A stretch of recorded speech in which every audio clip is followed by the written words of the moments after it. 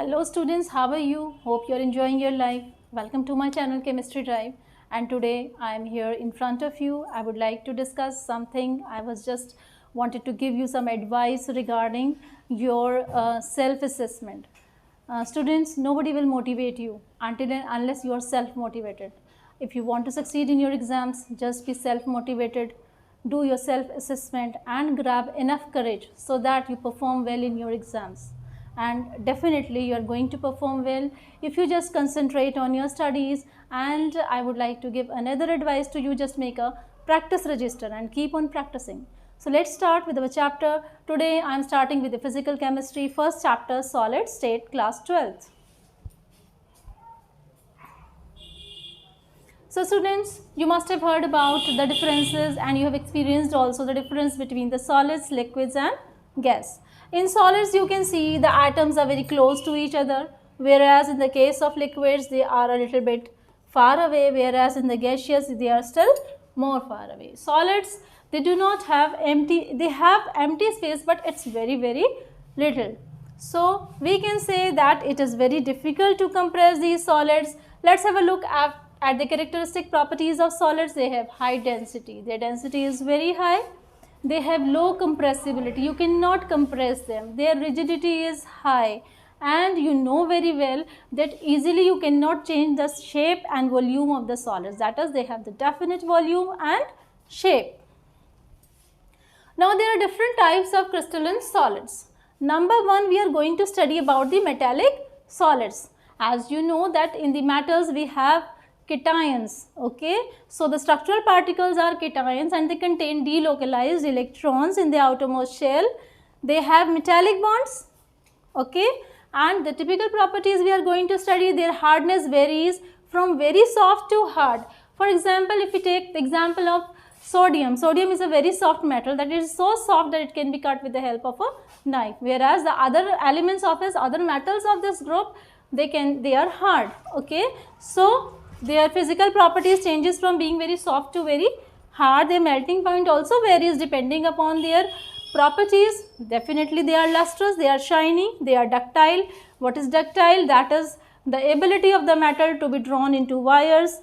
Then we have their property as malleable, that is the ability of the metals to be drawn into thin sheets, and they are very good conductors of heat and electricity. And their examples are sodium, magnesium, aluminium, iron, etc.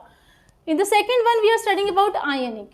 Ionic means that they possess both the cations as well as the anions. Cations, they are the positively charged species and anions are the negative. For example, sodium ion will be considered as cation and chloride ion will be considered as anions. They have the electrostatic force of attraction between them.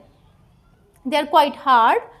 They have moderate to very high melting points. They are non-conductors when they are solids. That is, table salt that we are using at home, it is a non-conductor. Okay, but as soon as we dissolve it in water, it will become a conducting solvent. Okay, it will become a conducting solution, and many are soluble in polar solvents. Since they are ionic and water is also ionic, so it is polar, so we can say like dissolve like theory is followed here. For example, NaCl, MgO, NaNO3. In the next slide, we will study about the network covalent.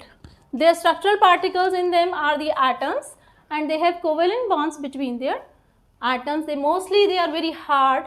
They either sublime. Sublime means that is changing of the solid directly into vapor form. They melt very high temperatures, and for example, carbon, silicon carbide is even more harder than diamond, okay. Next is molecular. Molecular can be classified as non-polar and polar. Now, in the structural particles in the molecular non-polar is the atoms, and they have dispersion forces in between them. They are very soft, they are extremely low to moderate melting points, and they are sublime. I have told you the meaning of sublime, and they are soluble in non-polar solvents. For example, helium, argon, hydrogen, carbon dioxide, carbon tetrachloride, these are the examples. Next, we will be studying about the polar. Polar means having charge differentiation between them. They have two types of forces, dispersion forces and dipole-dipole interactions. Low to moderate melting points is their property. They are soluble in some polar and in some non-polar solvents as well. And you can say that their examples are chloroform, HCl.